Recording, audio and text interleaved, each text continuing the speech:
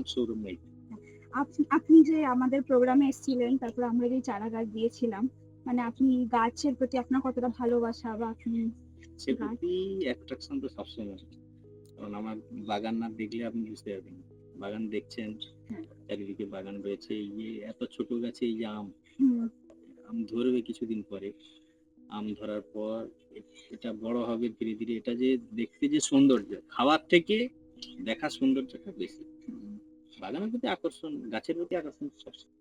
আর আপনি মানে আপনার দেখা-দেখি আশেপাশের লোকজন সচেতন হচ্ছে বা আমি আপনার নিজে আগে লাগাই, হ্যাঁ, তারপর লোককে ইন্টারেস্ট ফিল করাই, হুম, তারপরে তাদেরও কিছু সাহায্যও করি। আমি নিজে কিছু সাহায্য করি গাছ লাগানোর ক্ষেত্রে।